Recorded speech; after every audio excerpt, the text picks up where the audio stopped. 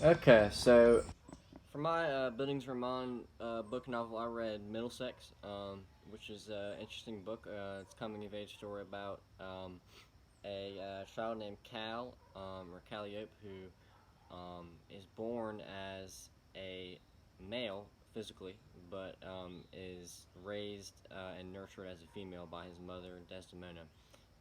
Which is the main plot and theme of the story revolves around this, or revolves around gender identity, sexuality, and matters of that nature. So, first quote I'd like to bring up is from just the very first line of the book, chapter one, page one. It's by Cal, saying, "I was born twice, first as a baby girl, and then again as a teenage boy." So in this quote, she's trying to say what I had just said. She was born treated as a baby girl and was raised that way. So her whole childhood, she believed she was female because that's the way she was treated by her family, and that's the way that society viewed her as a female.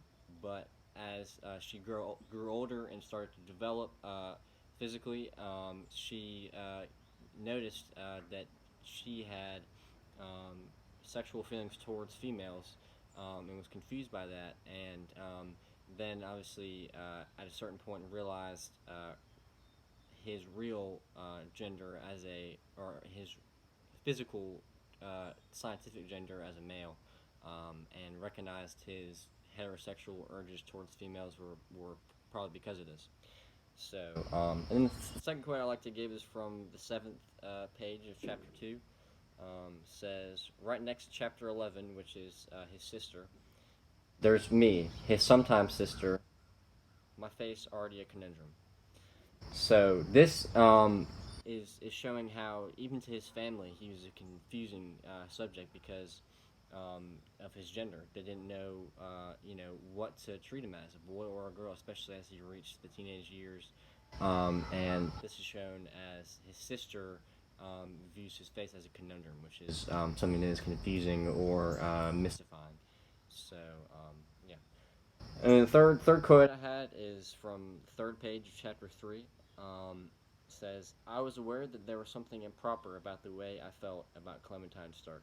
So as I was saying earlier, the main reason why he eventually realized his scientific nature as a male is because he began to feel sexual urges towards females. And so in this quote, he's saying, "I was aware that there was something improper about the way I felt about Clementine Stark," and he feels that this is improper because she is identifying as a female. So for her as a female to be feeling sexual urges towards another female feels improper at the time because of her identity as a female. And then fourth quote I have is from chapter 3 as well on page 4. It says, "During the growing months, quite a few of my schoolmates had, as adults like to say, developed."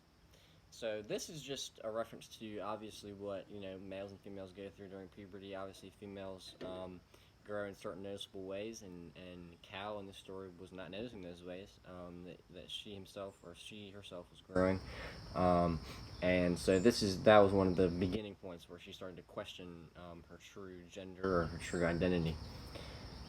So last quote I had is from chapter 4, third page of chapter 4. And it says, "We're all made up of many parts, other halves, not just me."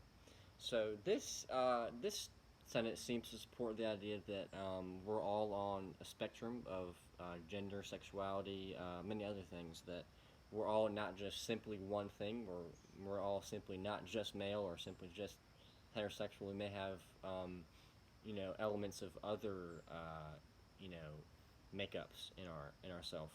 So it's just going to say that you can't classify someone as a certain um, anything really. It's just to show that we are all made up of different parts, and you can't just single out someone as a particular thing and stereotype them for that.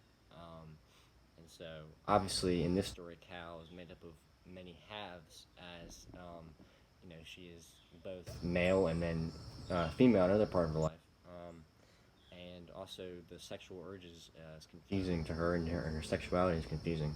So, yeah, and then for a prop, what I use is just the prop of hair. Hair is a very important object symbolizing in this story. Um, you know, Obviously, hair is a big signifier in our society of gender. So, raising up as a girl was her hair was styled more like a girl was, and then as a teenage boy, even then, he decided to style his hair more like a girl would because he still had that feminine side in him that he felt and wanted to express.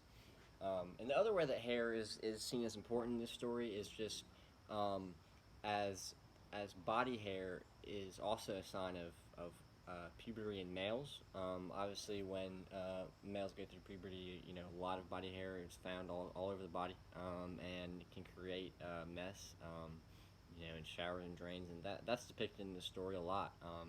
As he goes through puberty, he realizes he has hair places where he never had hair before, and it's getting everywhere. It's messy, and so this just goes to show his transition from childhood female to more of a teenage male because he realizes that this body hair is not found in females typically, but in males. So that's it. And then the only other thing I'd like to add as far as this would be, all these quotes, most of them at least, relate to how others viewed him. Maybe it's his mother, maybe it's his sister, maybe it's society, because he didn't quite fit in any part of his life. As a childhood female, um, didn't quite fit in, obviously, and then as a teenage male, didn't fit in because of his. He still had a very feminine side and was, wanted to express that while at the same time expressing his true nature as a male. So I really enjoyed this story. I think it was one of the more bizarre but also unique stories I've ever read. I learned a lot about how, especially that last quote really spoke to me about how we're all made up of many parts. So you can't really just point out someone and classify them as a certain type. It's not fair to them and their uniqueness as a person and the unique things that make them them. So, really when you're trying to relate to a person, you need to understand the whole of them, not just a single part. So, all right, thank you.